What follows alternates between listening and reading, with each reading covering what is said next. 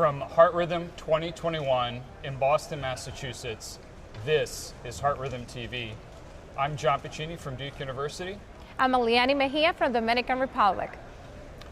So we are really excited to be with everyone here today and everyone at HRS for the beginning of our scientific sessions after almost 2 years. Almost 2 years, a pretty long way away, Yeah. and certainly not in person.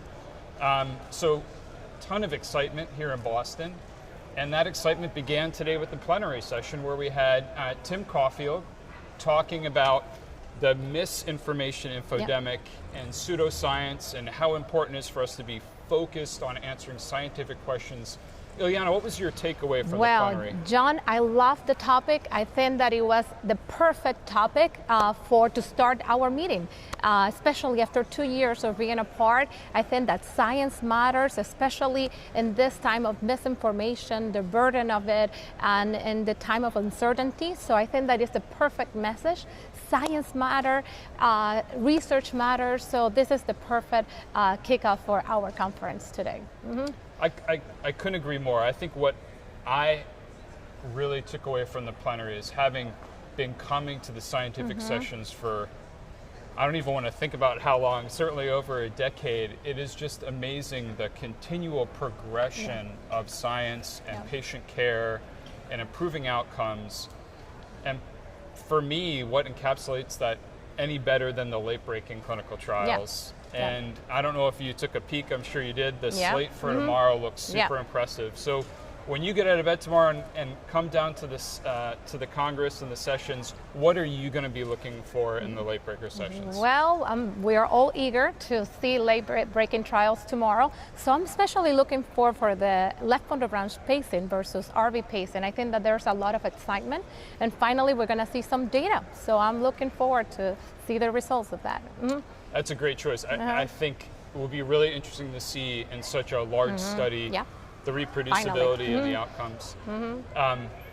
As someone very interested in the temporal sequence of our therapies, I'm really excited to see the results of PAUSE SCD. You know, will first line or early VT ablation lead to better outcomes? Certainly there's been a hint of that in atrial fibrillation. And will we see that in VT ablation as well? So exciting data coming up tomorrow. So we'll be having some more results tomorrow at the late breaking trial. So that's great. And then some others. I mean, I think, you know, talk about innovation, spinal cord stimulation for the prevention of postoperative atrial fibrillation. The SOLVE CRT, leadless CRT roll-in data, you know, really fascinating things. And then the other thing for me is we were at focal sources for atrial fibrillation. We've moved away from it, and now maybe we'll be moving back to it with electrographic flow. For mapping and insights into atrial fibrillation. I think that there's more to learn every time, every year we're learning more, and also especially today, we have a lot of excitement too with pulse field ablation. So there's another hot topic for this meeting too. So. What was one takeaway for you from the PFA sessions today? Well, I think that we're moving to a faster, more efficient ablation. I think that there's less side effects or less damage to the surrounding areas. So I think that there's new areas to explore and new areas to investigate and learn. You know, I think it's amazing when we think of all the different ways we could configure PFA, whether it's the type of energy, the pulses. We're going to learn so much over the next couple of years and certainly over the next couple of days from my perspective. I agree. They presented today that great impedance drop too. So I think that there's a good type of energy, a good lesion. So there are a lot more to learn. You know, the other thing that I'll say that I'm really looking forward to is as we think about PFA and our ability to deliver therapies more efficiently and more quickly, the question becomes of how do we deliver and implement those technologies? And I think the AF Centers of Excellence session this evening should be really interesting, and I'm looking forward to hearing the speakers teach us Yeah. how we can implement AF Centers for Excellence. That's a great point, John, because for us as a global EP, we take all this technology, we want to apply it.